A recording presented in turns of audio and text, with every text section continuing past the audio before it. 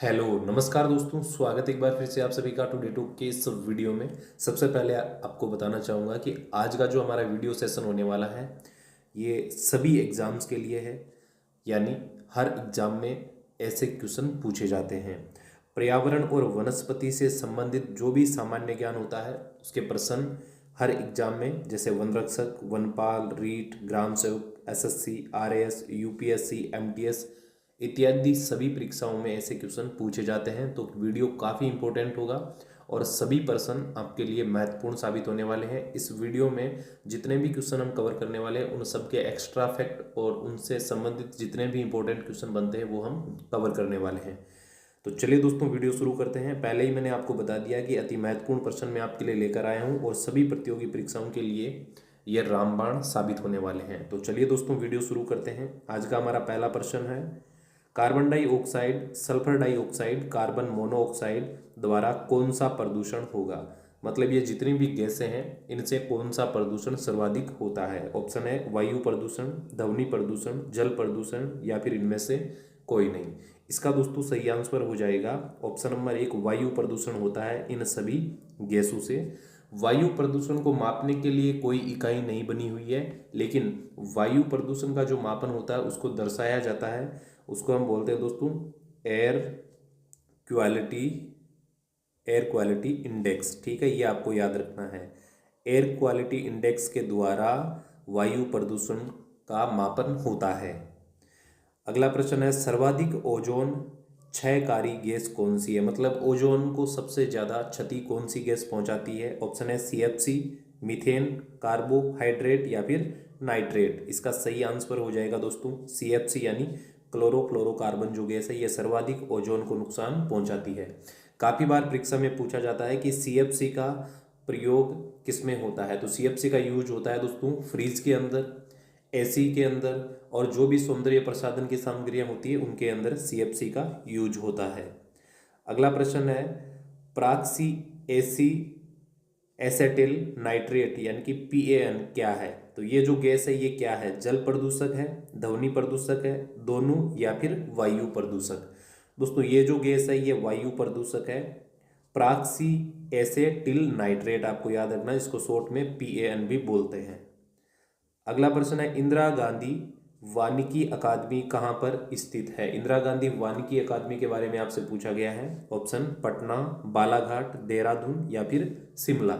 इसका सही आंसर हो जाएगा दोस्तों देहरादून के अंदर इंदिरा गांधी वानिकी अकादमी स्थित है। दोस्तों इसके बारे में पूछा जाए कि इंदिरा गांधी वानिकी अकादमी की स्थापना कब हुई, तो इसकी स्थापना हुई थी 1938 के अंदर। ठीक है, 1938 में जब इसकी स्थापना हुई तब इसका नाम भारतीय वन महाविद्यालय था। ठीक है, याद रखना भारतीय वन महाविद्यालय। ठीक है, महाविद्यालय नाम था उस टाइम।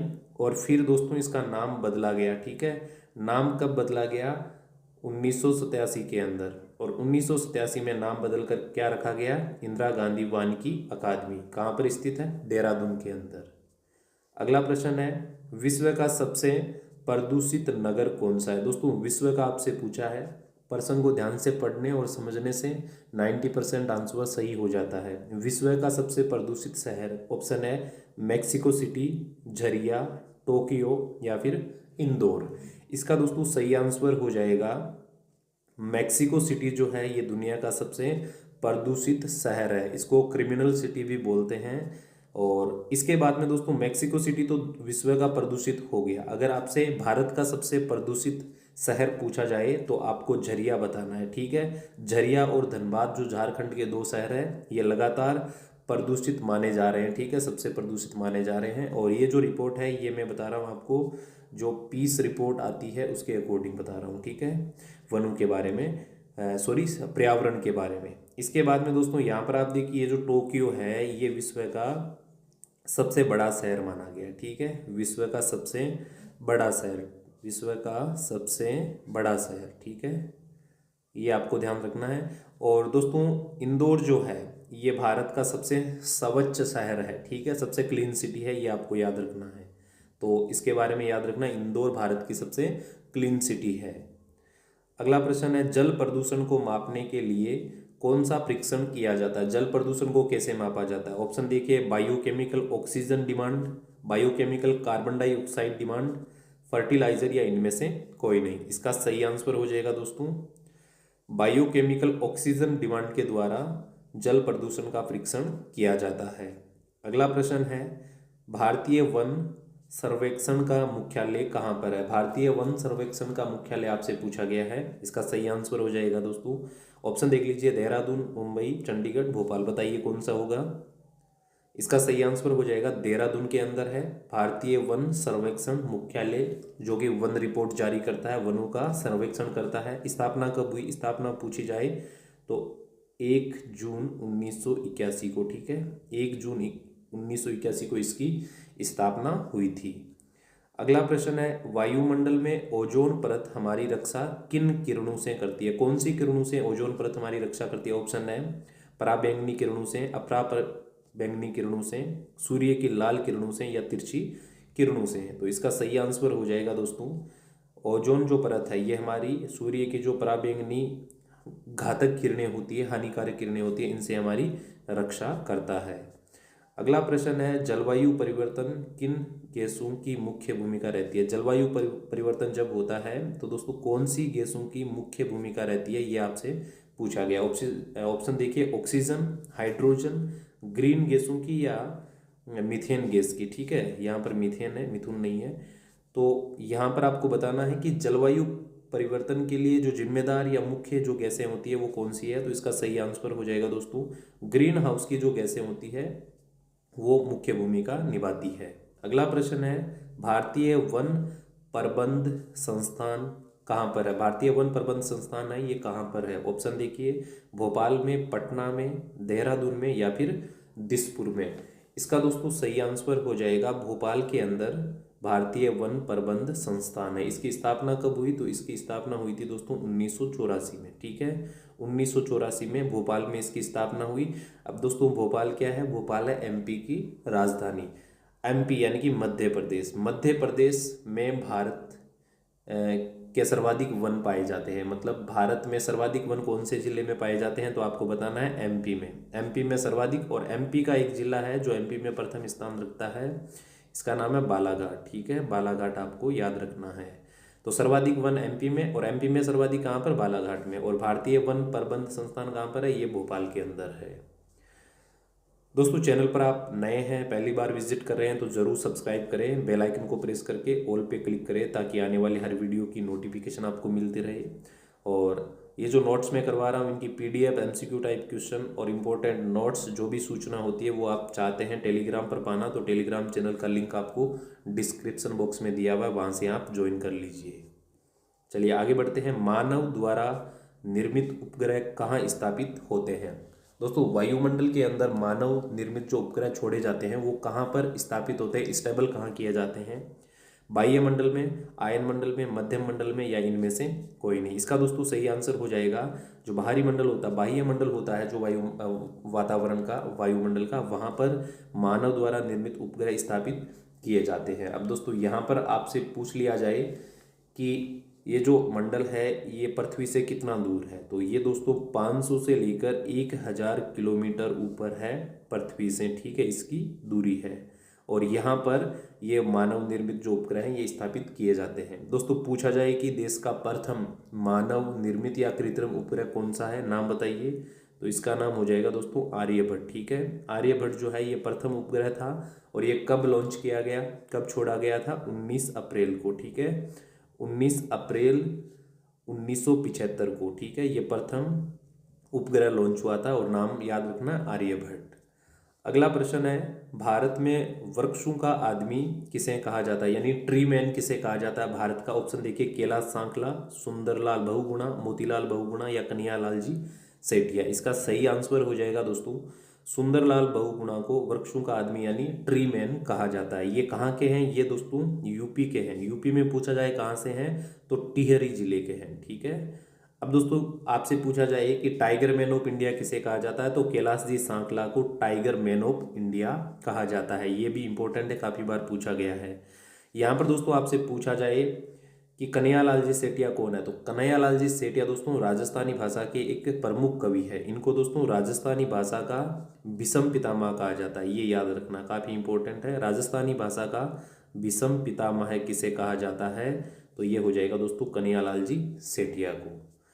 अगला प्रश्न है, ग्रीन हाउस प्रभाव के कारण पृथ्वी का तापमान बढ़ता है, घटता है, स्थिर रहता है या फिर इनमें से कोई नहीं। दोस्तों अगर आपसे पूछा जाए कि ग्रीन हाउस प्रभाव क्या होता है, तो दोस्तों ये ग्रीन हाउस प्रभाव जो होता है ये तापमान में वृद्धि करता है, मतलब तापमान इससे बढ़ जाता है और बढ़ने की वजह से ही काफ़ी ज़्यादा पर्यावरण में, वातावरण में परिवर्तन आते हैं और ये बड़ा हानिकारक भी होता है।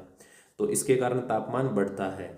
अगला प्रश्न है, क्लोरोफ्लोरोकार्बन किन गैसों का संयुक्त रूप है। कौन कौन सी गैसों का संयुक्त रूप है क्लोरोफ्लोरोकार्बन। ऑप्शन देखिए, क्लोरीन एवं ऑक्साइड, क्लोरीन एवं कार्बन, क्लोरीन एवं कार्बन डाइऑक्साइड या इनमें से कोई नहीं। तो इसका यहाँ पर दोस्तों सही आंसर हो जाएगा क्लोरीन और कार्बन, ये दोनों इसमें संयुक्त रूप से गैसें रहती है। इसको हम CFC या क्लोरोफ्लोरोकार्बन कहते हैं। ये भारत सरकार द्वारा केंद्र में पर्यावरण विभाग की स्थापना किस वर्ष की गई। ठीक है, भारत सरकार के द्वारा केंद्र में पर्यावरण विभाग की स्थापना कब हुई, ये आपसे पूछा गया है, काफ़ी इंपॉर्टेंट है दोस्तों। पर्यावरण विभाग की स्थापना ऑप्शन देखिए 1980, 1947, 1985 या 1990। इसका सही आंसर हो जाएगा 1980 में पर्यावरण विभाग की स्थापना हुई थी। अब यहाँ पर दोस्तों आपसे पूछा जाए कि वर्तमान में केंद्रीय पर्यावरण, वन एवं जलवायु मंत्री कौन है। ठीक है, पर्यावरण मंत्री पूछा जाए, जल मंत्री पूछा जाए या आपका वन मंत्री पूछा जाए तो ये कौन हो जाएंगे, प्रकाश जावड़ेकर। ठीक है, अभी वर्तमान में कौन है, प्रकाश जावड़ेकर। ठीक है, जावड़ेकर आपको याद रखना है। अगला प्रश्न है, पर्यावरण का दुश्मन किस वृक्ष को कहा जाता है। पर्यावरण का दुश्मन कौन से वृक्ष को कहा जाता है, बरगद को, यूकेलिप्टस यानी सफेदा को, या बबूल को, या किलर ट्री को, बताइए। इसका सही आंसर हो जाएगा दोस्तों यूकेलिप्टस सफेदा जो होता है ये पर्यावरण का दुश्मन होता है। और दोस्तों ये वृक्ष भारत में किसके द्वारा लाया गया, अंग्रेजों के द्वारा लाया गया। दोस्तों ये जो वृक्ष होता है ये मिट्टी की सभी क्षमताएं खत्म कर देता है, मिट्टी की जो फर्टिलाइजिंग की क्षमता होती है वो खत्म हो जाती है, इसीलिए इसको पर्यावरण का क्या कहा जाता है, दुश्मन कहा जाता है। ये मतलब अपने आस पड़ोस के जो वृक्ष होते हैं उनको जिंदा नहीं रहने देता है, खत्म कर देता है। तो यहाँ दोस्तों आपसे पूछा जाए कि भारत का ऐसा वृक्ष बताओ जो पर्यावरण का मित्र है, मतलब जो पर्यावरण को काफ़ी ज़्यादा फायदा पहुँचाता है, तो वो हो जाएगा बरगद का वृक्ष। ठीक है दोस्तों, इसकी जड़ें और इसकी जो टहनियाँ होती है वो नए मतलब पेड़ का निर्माण कर देती है एक ही पेड़ से। तो इसकी जो टहनियाँ होती है या जो ब्रांचें होती है, शाखाएं, वो भी ज़मीन में चली जाती है और वो जड़ों में बदल जाती है पोषण लेने के लिए। तो बरगद का पेड़ है ये काफ़ी इंपॉर्टेंट है और वैसे ये भारत का क्या है, राष्ट्रीय वृक्ष भी है। एक दोस्तों यहाँ पर आया हुआ है किलर ट्री। किलर ट्री एक पॉइजन वृक्ष है यानी जहरीला पेड़ है। ठीक है, जहरीला पेड़ है, काफ़ी ज़्यादा ये जहरीला होता है। अगला प्रश्न है, देश का पारिस्थितिकी अनुसंधान एवं प्रशिक्षण केंद्र कहाँ पर स्थित है। ऑप्शन है बेंगलोर कर्नाटका, पटना उत्तर प्रदेश, भोपाल मध्य प्रदेश या देहरादून उत्तराखंड। इसका सही आंसर हो जाएगा दोस्तों बेंगलोर कर्नाटका के अंदर पारिस्थितिकी अनुसंधान एवं प्रशिक्षण केंद्र स्थित है। अगला प्रश्न है, आकाश नीला किसके कारण दिखाई देता है। आकाश नीला दिखाई देता है, इसकी वजह आपको बतानी है, क्या वजह है, परकिरणन के कारण, विकिरण के कारण, ओजोन परत के कारण या इनमें से कोई नहीं। दोस्तों आकाश नीला दिखाई देता है और सूर्य की जो लालिमा है वो दिखाई देती है, इन दोनों की सेम ही वजह है, परकिरणन के कारण ये होता है। दोस्तों जब जो कलर्स है वो अलग अलग फैल जाते हैं, ठीक है, वो विकेंद्रीकृत हो जाते हैं, उससे आकाश नीला दिखाई देता है और सूर्य की लालिमा दिखाई देती है। तो ऑप्शन नंबर 1 इसका सही आंसर है। अगला प्रश्न है, बायोकेमिकल ऑक्सीजन डिमांड परीक्षा किस प्रदूषण को मापने के लिए की जाती है। बायोकेमिकल ऑक्सीजन डिमांड अभी थोड़ी देर पहले मैंने आपको बताया था, इसका सही आंसर हो जाएगा दोस्तों जल प्रदूषण के लिए।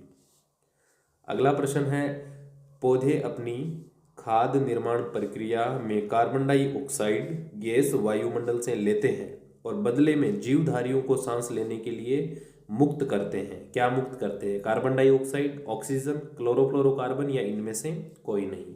तो इसका सही आंसर हो जाएगा दोस्तों, ऑक्सीजन जो गैस है ये पौधे छोड़ते हैं, मुक्त करते हैं, और उसी में हम क्या लेते हैं, श्वास लेते हैं। इसीलिए जो पौधे हैं, पेड़ पौधे हैं, वो हमारे लिए महत्वपूर्ण हो जाते हैं। तो दोस्तों ये था आज का वीडियो। पसंद आया हो तो लाइक ज़रूर करना और इस वीडियो को शेयर करना ताकि आपका सपोर्ट हमें मिलता